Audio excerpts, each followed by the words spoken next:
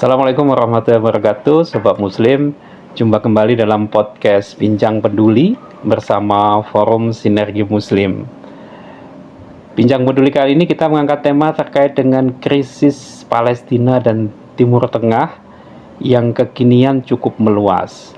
Kita akan bahas bagaimana sebenarnya Palestina kedudukannya dalam Islam dan bagaimana konstelasi ke depan terkait dengan kondisi Palestina dan terutama Timur Tengah yang menjadi barometer dalam percaturan internasional dan perpolitikan di dunia Islam. Bincang kali ini kita menghadirkan narasumber sekaligus tamu kita, yaitu beliau adalah Kiai Haji Hafiz Abdurrahman MA. Beliau adalah pimpinan Ma'had Syaraful Haramain di Bogor.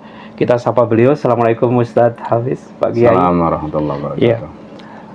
Pak Kiai, kalau kita lihat sekarang konstelasi Timur Tengah begitu masif, terutama dipicu dengan antara Palestina dan Israel atau entitas Yahudi.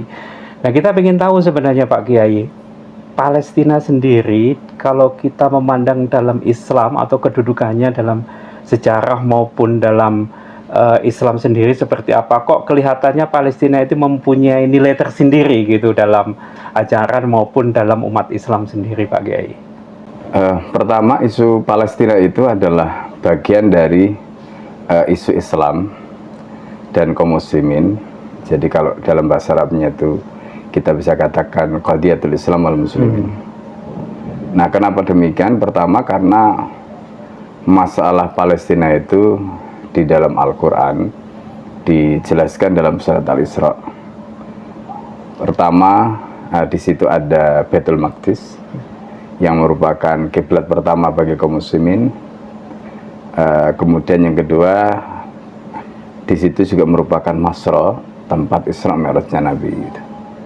Jadi ketika Allah menyatakan Subhanalladzi asra bi 'abdihi lailan minal masjidil harami ilal masjidil aqsa. Artinya bahwa ini adalah bagian dari tempat yang di tempat itulah momentum Isra dan Mi'raj yang merupakan bagian dari akidah kaum muslimin tadi terjadi. Karena itu isu Palestina ini terkait dengan akidah kaum muslimin. Nah, di situ juga merupakan kiblat yang merupakan kiblat pertama, dan secara faktual memang sampai sekarang yang namanya Masjid Kibli itu masih ada, di mana dalam Al-Quran Allah menyebutkan qad nara taqalluba wajhika fis sama' falanuwalliyannaka qiblatan tardah. Fawalli wajhaka syatral masjidil haram. Jadi ketika di situ ada pernyataan Allah, falanuwalliyannaka qiblatan tardah, kami hadapkan wajahmu ke arah kiblat yang kamu inginkan. Artinya sebelum dihadapkan ke Masjidil Haram, maka Rasulullah SAW menghadap sholatnya itu adalah ke Baitul Maqdis. Jadi karena itu dari dua ayat ini kita bisa menarik kesimpulan bahwa memang isu Palestina itu adalah isu yang terkait dengan akidah, terkait dengan keyakinan kaum muslimin, peristiwa Isra dan Mi'raj, dan juga terkait dengan masalah kiblat tadi. Nah, yang ketiga yang juga perlu dipahami bahwa di samping persoalan itu, fakta juga menunjukkan setelah Rasulullah SAW memberikan bisyarah pada saat perang Khandaq, pada saat menggali parit itu kan Rasulullah SAW kemudian mengatakan Allahu Akbar, u'titu mafatihal Syam atau mafatihal Rum, u'titu mafatihal Furs, u'titu mafatihal Yaman. Jadi Allahu Akbar, aku telah diberi kunci-kunci Romawi atau kunci-kunci Syam. Nah, Syam itu termasuk 4. Ya, di situ ada Palestina, di situ ada Yordania, di situ ada Libanon, di situ ada Suriah. Jadi 4 itu disebutkan dalam hadis tadi dengan ungkapan Syam atau Rum. Nah, kemudian Rasulullah juga menyebutkan u'titu mafatihal Furs, aku telah diberi kunci-kunci penaklukan Persia, kemudian itu mafatihal Yaman, dan aku telah diberi kunci-kunci penaklukan Yaman. Itu terjadi di tahun kelima, ya.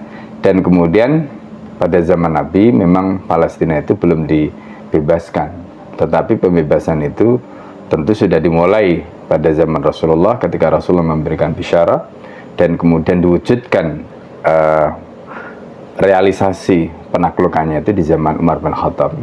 Sehingga pada zaman Umar bin Khattab itu betul-betul Palestina dalam hal ini termasuk Baitul Maqdis, ya, dan Syam secara umum itu berada di bawah kekuasaan kaum muslimin. Karena wilayah ini itu ditaklukkan dengan menggunakan atau melalui peperangan, maka tanah Palestina termasuk wilayah Syam secara umum itu kemudian dimasukkan oleh para fuqaha itu sebagai tanah kharajiyah. Artinya apa tanah kharajiyah itu? Tanah atau wilayah yang ditaklukkan oleh kaum muslimin dengan melalui peperangan. Konsekuensi dari status tanahnya itu sebagai tanah kharajiyah, maka tanah itu adalah milik kaum muslimin. Nah, oleh karena itu, ketika kita bicara tentang isu Palestina, kenapa dia memiliki kedudukan yang istimewa? Setidaknya 3 faktor tadi.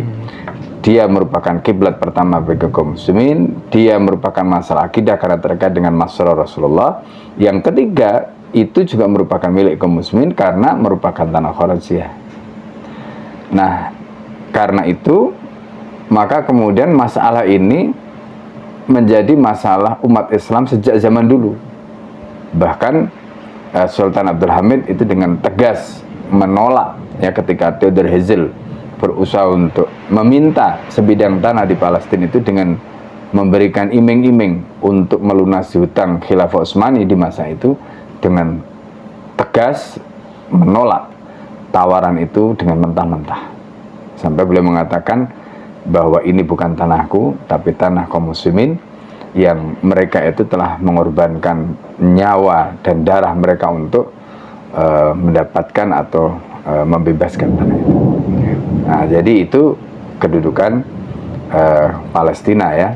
Nah, hanya kemudian ketika Palestina itu hendak diambil dari tangan kaum muslimin, maka sejarah menunjukkan seperti yang tadi disampaikan oleh Sultan Abdul Hamid, selama aku masih hidup, maka kalian tidak akan bisa mengambilnya. Maka caranya bagaimana? Maka caranya Khilafah Utsmani pada waktu itu kemudian diabolis, ya, diruntuhkan, dan runtuhnya Khilafah Utsmani yang merupakan penjaga bagi tanah Palestina tadi itu menjadi kesempatan bagi negara-negara penjajah, terutama dalam hal ini Inggris, ya, ketika itu, lalu kemudian dilanjutkan oleh Amerika, untuk kemudian mewujudkan duri di dalam daging kaum muslimin yang kemudian disebut dengan Israel. Jadi mereka ini adalah bagian dari skenario penjajahan, di mana mereka bukan penduduk dari situ, lalu kemudian didatangkan di situ, kemudian mereka diberikan tanah, dibantu secara militer, pendanaan dan sebagainya, lalu kemudian diakui sebagai sebuah negara tahun 1948. Dan kemudian setelah itu mereka melakukan perluasan wilayah. Lalu masalah Palestina bagi kaum muslimin kemudian berusaha untuk mereka rekayasa dari asalnya menjadi masalah umat Islam, direduksi menjadi masalah bangsa Arab, direduksi lagi sehingga menjadi masalah rakyat Palestina saja.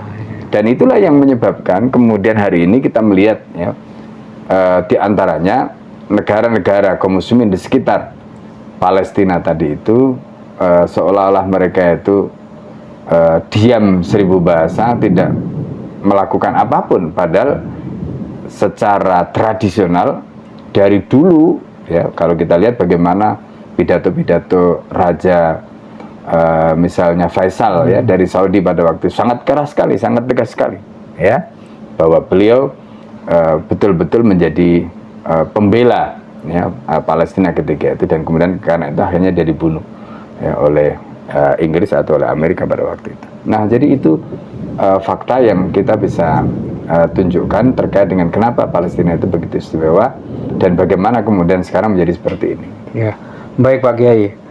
Kalau melihat tadi paparan Pak Kiai bahwa begitu istimewa ya, artinya berbagai dengan alasan tadi menjadi sangat istimewa Palestina bagi mempunyai kedudukan istimewa bagi umat Islam. Dan tadi juga disampaikan bahwa ternyata kondisi rakyat Palestina sekarang ini juga berlarut-larut itu karena ada sebuah kondisi yang tidak sendiri gitu, ada konstelasi. Nah, tapi saat ini Pak Kiai kita lihat ya, kemungkinan terkini terkait dengan konflik di Palestina kan mulai meluas, mengeskalasi ke negara Timur Tengah. Dalam hal ini ada Iran yang mulai juga terlibat, Suriah, Libanon. Nah, apakah ini sesuatu yang dalam tanda kutip menjadi harapan baru, atau seperti apa kalau Pak Kiai melihat konstelasi terkini di Palestina dan Timur Tengah? Ya, yang pertama bahwa kita harus tahu ya, jadi Israel sebagai sebuah entitas, kita tidak sebut sebagai sebuah negara. Sebenarnya kan jumlah penduduknya itu tidak besar, kecil gitu. Angkanya juga tidak lebih dari katakanlah 10 juta, tidak ada jumlah penduduknya, itu kecil sekali lah. Ya antara 3 sampai mungkin 6 ya jumlah penduduknya, itu enggak besar. Tapi pertanyaannya kemudian bagaimana entitas dengan jumlah penduduk seperti itu, apalagi dengan peperangan yang terjadi terutama sejak Tufan Al-Aqsa ya, itu mereka banyak melakukan eksodus dan hampir separuh jumlah penduduk mereka itu sudah meninggalkan Israel gitu. Dan bahkan kita bisa melihat bagaimana Israel yang selama ini dimitoskan sebagai negara yang kuat di kawasan itu terbukti rapuh ya, seperti sarang laba-laba. Sebaliknya Hamas yang boleh dikatakan itu bukan sebuah negara tapi hanya faksi atau katakanlah bisa kita sebut sebagai milisi ya, yang artinya kelompok yang bersenjata yang kemudian didirikan untuk melakukan perlawanan terhadap Israel, itu bisa bertahan dalam gempuran yang luar biasa ya, bahkan mengalahkan serangan Amerika terhadap Hiroshima dan Nagasaki. Tapi sampai hari ini tidak bisa ditaklukkan. Itu kan menunjukkan betapa mereka Israel dengan negara-negara di belakangnya tadi, Amerika dan sekutunya, meskipun secara tidak langsung ya, itu sampai hari ini bisa dikatakan tidak mencapai hasil yang mereka harapkan. Dan itu pun terjadi karena ada pengkhianatan dari penguasa-penguasa kaum muslimin. Gitu. Tadi kita sudah sampaikan, seandainya penguasa kaum muslimin itu tidak mengkhianati Palestina, apakah itu ya kalau kita lihat ya bagaimana penguasa-penguasa di sekitarnya tadi itu Yordan, kemudian Suriah ya dan sebagainya ya.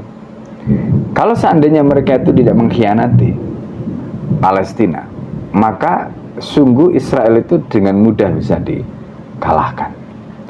Tetapi karena ada pengkhianatan dari negara-negara tadi, maka kemudian ya Israel itu yang bisa dikatakan mentalnya itu sudah hancur. Mereka juga mengalami kerugian ekonomi yang luar biasa. Jumlah pasukan mereka yang mati juga luar biasa banyaknya ya, sehingga mereka melakukan tindakan brutal yang tidak pernah dilakukan oleh manusia. Itu menunjukkan terjadinya kekalahan dalam segala aspek. Ya, sekali lagi, kalau seandainya penguasa-penguasa kaum muslimin tidak berkhianat, maka Israel sudah lama kalah. Nah, ini di satu sisi ya. Karena itu ada satu hal yang kemudian mengkonfirmasi itu, bagaimana Khalid Mash'al itu juru bicara Hamas.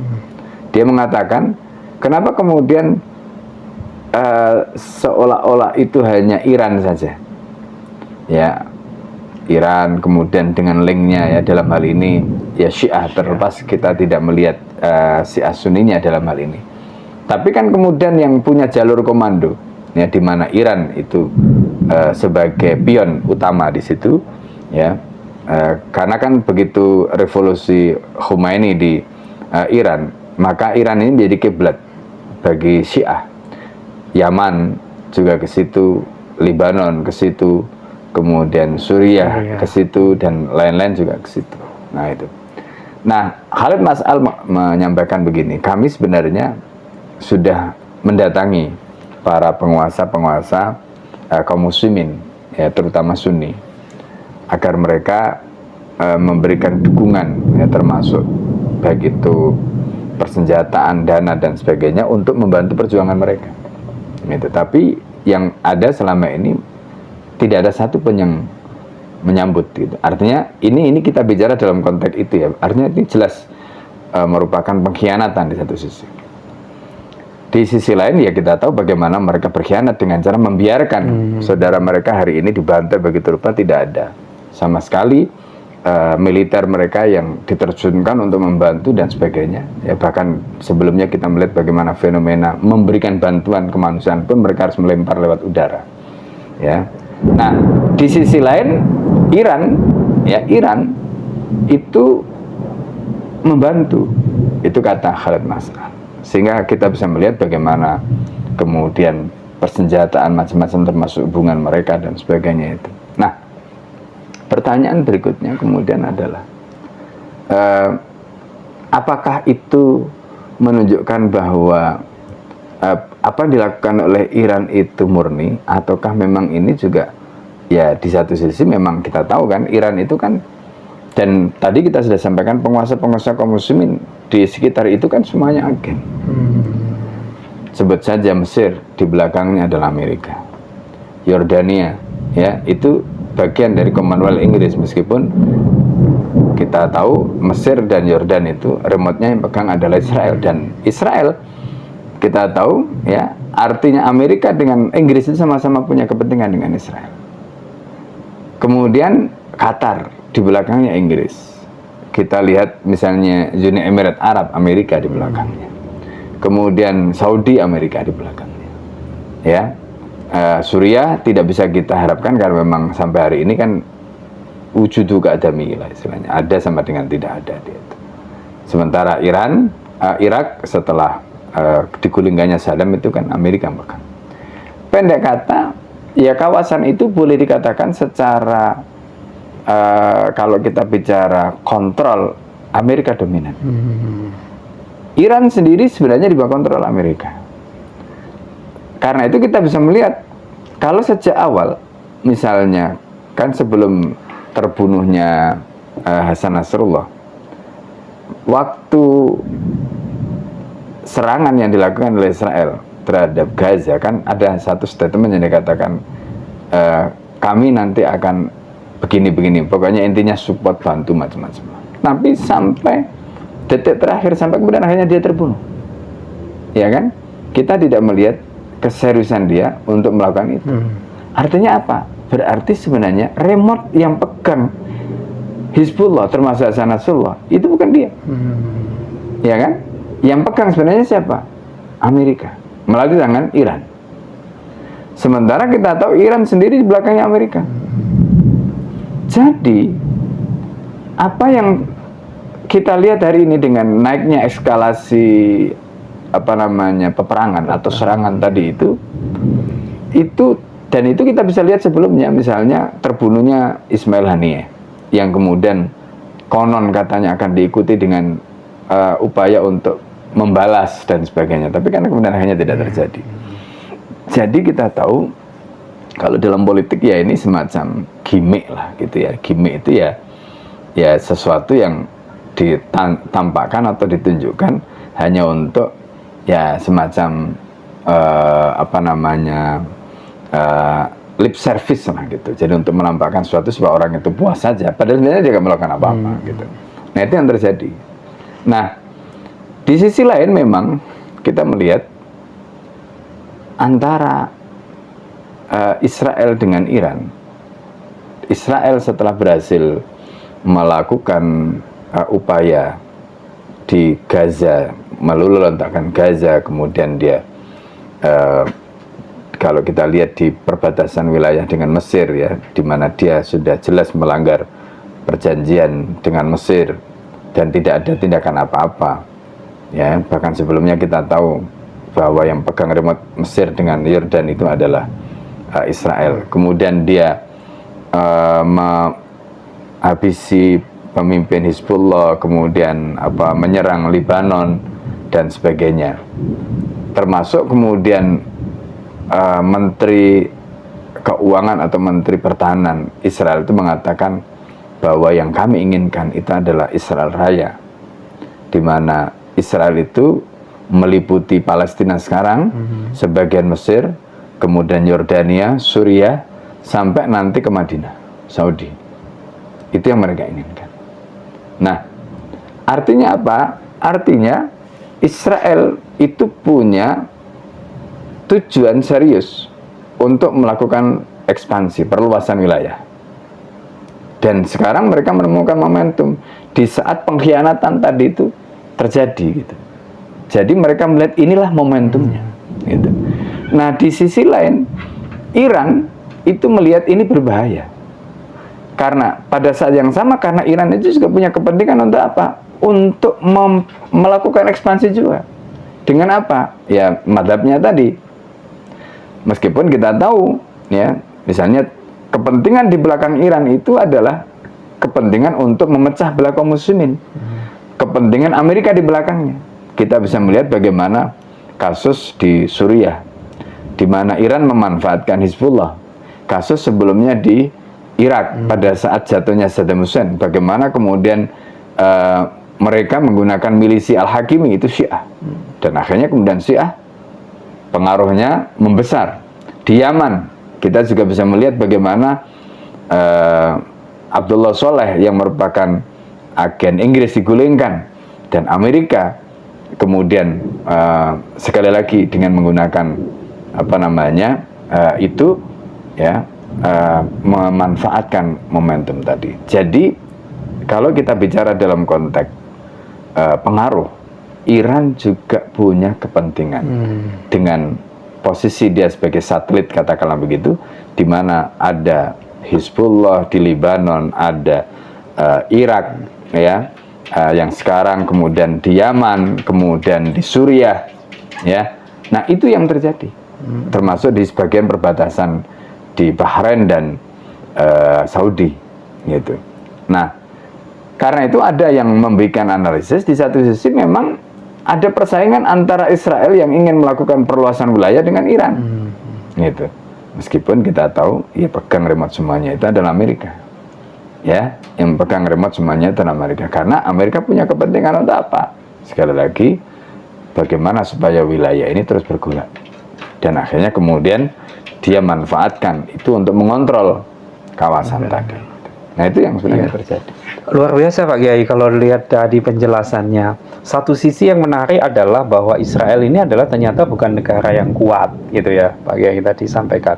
Satu sisi lain itu adalah ternyata negara-negara kaum muslimin di sekitar kawasan itu dalam tanda kutip menjadi pengkhianat bagi umat.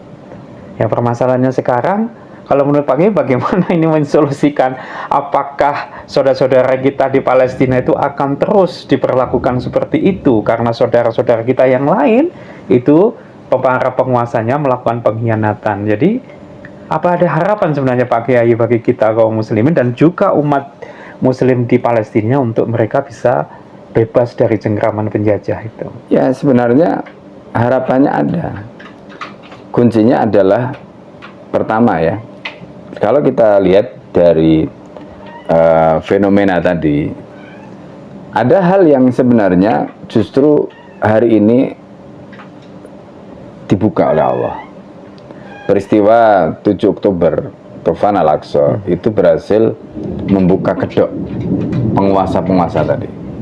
Pengkhianatan mereka itu berhasil dibuka dengan telanjang, ya, melalui fenomena ini, gitu. Jadi kalau dulu orang mungkin tidak percaya kalau Yordan itu berkhianat, Mesir berkhianat, Uni Emirat Arab berkhianat, Qatar, atau misalnya bahkan Turki, ya, termasuk Saudi, dan mereka nggak percaya. Hari ini sekarang mereka semuanya bisa melihat, dan semua orang mengatakan penguasa mereka pengkhianat, ya. Bahkan yang menarik kemudian tidak sedikit misalnya contoh warga di Saudi sendiri yang kemudian akhirnya mereka melepaskan kewarganegaranya karena kecewa dengan penguasa mereka.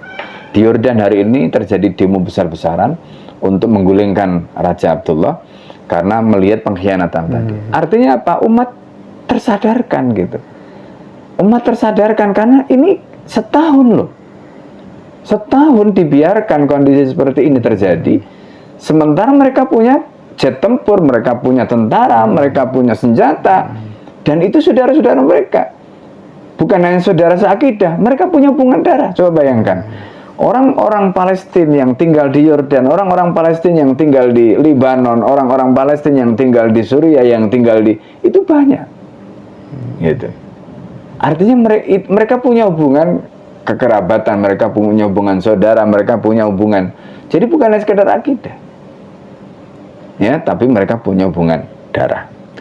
Dan itu yang hari ini kita lihat gitu. Nah, tidak menutup kemungkinan dengan adanya suasana seperti tadi kemarahan rakyat dan sebagainya tadi yang terus membesar, tidak menutup kemungkinan ini akan terus, ya. Nah, yang perlu kita waspadai justru tampilnya Iran dalam tanda petik sebagai hero, karena kemudian orang akhirnya melihat kalau begitu jangan melihat Sunni Syiahnya, betul di satu sisi, tapi masalahnya Iran itu bukannya sekedar Syiah, dia itu adalah agen Amerika. Itu yang berbahaya gitu. Sehingga ketika mereka katakanlah rame-rame mendukung Iran sebagaimana dulu revolusinya Khomeini karena orang begitu euforia berharap gitu ya, ternyata ditunggangi oleh kepentingan Amerika. Nah, ini yang berbahaya. Dan lebih berbahaya lagi, isu Syiah ini kemudian dipakai untuk mengadu domba umat Islam gitu. Nah, oleh karena itu ini yang mesti disadari bersama-sama gitu. Nah, jadi karena itu, apa yang kemudian diharapkan dan menjadi harapan agar kemudian bisa lepas dari situasi seperti itu, ya bangkitnya umat Islam, di mana mereka harus mendorong saudara-saudara mereka, mungkin keluarga-keluarga mereka, anak-anak mereka, atau mungkin suami-suami mereka, atau mungkin ayah mereka yang ada di dalam kekuasaan termasuk militer tadi itu, untuk mengambil tindakan, ya, yang dengan cara seperti itu. Lalu kemudian umat ini nanti punya kekuatan, ya. Lalu kemudian mereka itu dengan kekuasaan yang mereka miliki, katakanlah begitu, maka inilah harapan yang nanti akan bisa bagaimana mereka membebaskan Palestina. Gitu. Selama mereka tidak melepaskan dari cengkraman, ya, boneka-boneka tadi itu akan sulit. Gitu. Nah, ini yang kita mesti paham gitu.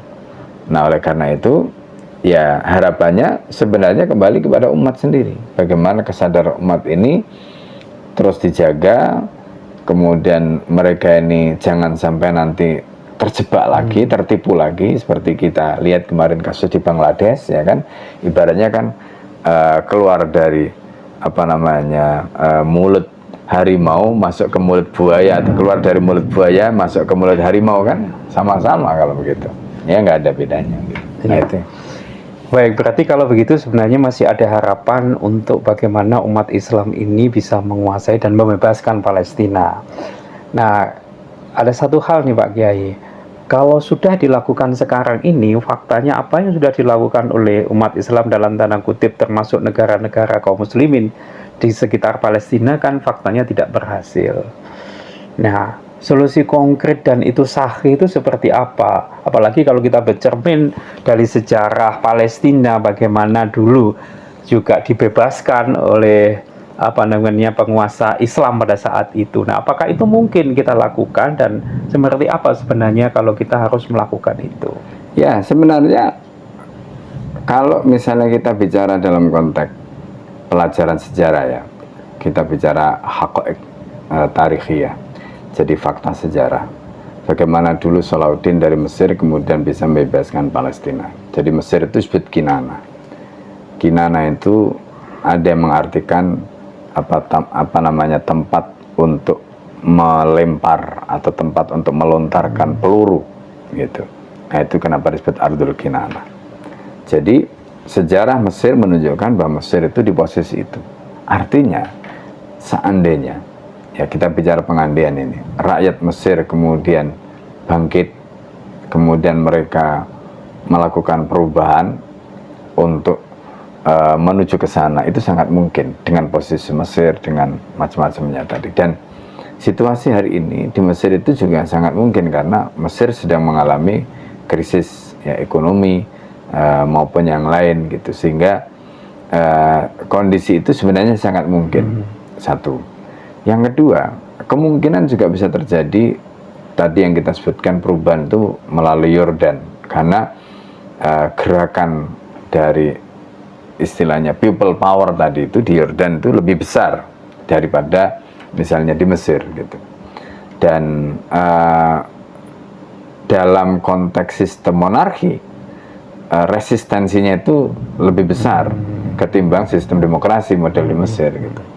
Karena rakyat merasa istilahnya itu tidak memiliki, ya kalau dalam sistem monarki tadi, apalagi kalau kemudian rakyat sudah tahu pengkhianatan penguasanya, itu lebih resisten lagi.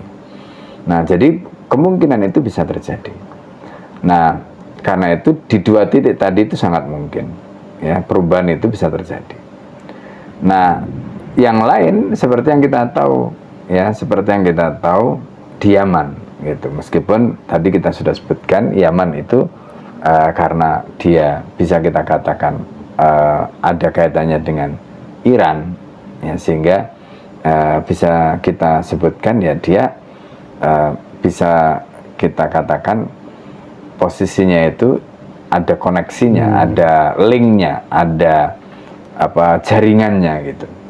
Nah, sehingga dia tidak bisa dilepaskan berdiri sendiri gitu dari politik Iran dan Amerika di belakangnya. Tetapi kita memang tidak bisa memastikan, ya tidak bisa kalau dalam politik itu kan nggak ada hitam putih ya, karena politik itu asyasa ya fanal mungkin gitu. Jadi semua itu serba mungkin. Nah, karena itu kuncinya memang akhirnya kembali kepada taufiknya Allah. Jadi kalau kita bicara dalam konteks ikhtiar, ya ikhtiarnya tadi itu bagaimana kaum muslimin di Mesir, bagaimana kaum muslimin di Yordan, bagaimana kaum muslimin di katakanlah Lebanon, di Yaman dan sebagainya tadi itu, ya termasuk yang di luar gitu. Nah, itu secara ikhtiar kan bisa dikatakan ya mereka bisa bergerak mendorong kekuatan-kekuatan yang ada itu untuk melakukan tindakan nyata gitu. Tapi kan sekali lagi pertemuan antara ikhtiar dengan keberhasilan itu kan Allah yang menentukan. Nah, jadi kita tidak bisa memastikan, tapi kalau Allah yang memegang dan mengendalikan hati semua, ya umat di wilayah tadi, kemudian tentaranya, kemudian penguasanya, maka tidak akan lama perubahan itu bisa terjadi dengan izin Allah. Ya, tidak akan lama. Nah, itu kalau tadi ya ada semua ketemu pada satu titik dan Allah kemudian mengendaki terjadinya perubahan itu, maka insya Allah akan terjadi. Gitu. Nah, tugas kita adalah bagaimana menjaga umat, mengawal umat, mengedukasi umat, menjelaskan pada umat agar kemudian mereka tidak masuk perangkap. Kalau umat itu tetap dengan kesadarannya seperti tadi, maka itu juga akan memudahkan tadi itu taufik, ya, karena Allah itu memberikan pertolongan tadi itu kan tetap harus ada situasi dan kondisinya. Nah, ketika situasi dan kondisinya itu terjaga, maka Allah akan memberikan taufik dan itu akan ketemu. Baik Pak Kiai, mungkin ini pertanyaan terakhir Pak Kiai. Tadi sudah sampaikan bagaimana posisi Palestina dan kondisi konstelasi di negara-negara Muslim. Ada yang mengatakan begini Pak Kiai, salah satu solusi Palestina itu salah satunya adalah karena kondisi yang tadi Pak Kiai jelaskan, bagaimana pengkhianatan negara-negara Arab, dan itu butuhnya sebuah kepemimpinan Islam. Yeah. Nah, ada yang mengatakan begitu, sehingga kalau itu tidak terjadi, maka ya tadi itu, maka pengkhianatan itu akan terus berlanjut. Harapan kita untuk kebangkitan kaum muslimin dan bebasnya Palestina juga akan semakin jauh. Gitu. Ya, jadi itu tidak bisa dinafikan. Seperti yang tadi kita sudah sampaikan di awal, Israel itu kecil, tapi kemudian dia bisa bertahan sampai hari ini. itu karena ada dukungan Amerika dan negara-negara besar. Pertanyaan yang sama, mari kita ajukan untuk Palestina. Kenapa Palestina tidak bisa? Jawabannya karena Palestina tidak punya negara besar yang menyokong dia. Itu jawabannya. Artinya logika ini itu logika yang empirik, bukan logika normatif. Artinya fakta Israel itu yang ada hari ini, itu dia bisa seperti itu karena ada Amerika, karena ada Inggris, karena ada negara-negara Eropa. Kalau seandainya Palestina juga ada negara superpower di belakangnya, sebut sajalah misalnya Khilafah Islam, katakanlah begitu, yang mensupportnya, pasti Israel nggak akan bisa apa-apa. Wong sekarang mereka sendirian saja, mereka sudah nggak bisa apa-apa. Nah, pengkhianatan tadi itu terjadi oleh penguasa-penguasa tadi itu karena mereka itu justru dipecah-pecah dengan nation state. Dan nation state ini akan dipersatukan kalau ada kepemimpinan tunggal tadi. Hanya persoalannya begini, sekarang kan tidak ada. Nah, maka bagaimana supaya ini bisa diselesaikan dalam ketiadaan tadi? Maka seperti teori sejarah, ya, bagaimana Salahuddin membebaskan Palestina di masa lalu, memanfaatkan Ardul Kinanah tadi, ya kan? Berarti alul kuwahnya harus ada seperti zaman Salahuddin, ya kan? Tidak usah menunggu, katakanlah khilafah, tidak usah menunggu umat Islam punya superpower, cukup tentara Mesir dan cukup seorang Salahuddin di Mesir, maka insya Allah Palestina akan bisa dibebaskan. Gitu. Jadi ini kalau kita bicara jangka pendek yang mungkin, ya, dan boleh jadi itu kalau seandainya Allah mengendalikan, kita tidak tahu, ya, dalam politik, dalam konteks seperti itu. Jika Allah berkehendak, kan mudah bagi Allah membolak-balikkan hati mereka, ya kan, sehingga kemudian akhirnya mereka bisa bersatu, kemudian ada pemimpin yang berani melakukan itu dan kemudian melakukan perlawanan. Kenapa tidak? Pasti, ya, Allah akan memudahkan jalannya, dan peristiwa sebagaimana yang sejarah tunjukkan dengan Salahuddin itu bisa terjadi, maka kemungkinan itu akan bisa terjadi lagi. Artinya apa? Kalau seandainya entah itu nanti di Mesir atau mungkin di Yordan atau mungkin di mana ada yang seperti itu, lalu kemudian memimpin jihad bersama-sama untuk melawan tadi, katakanlah kemudian akhirnya Amerika menggalang dukungan, lalu kemudian terjadi peperangan misalnya, maka tidak menutup kemungkinan dunia Islam bisa bersatu, dan itu bisa menjadi pemicu atau bisa menjadi trigger, ya kan?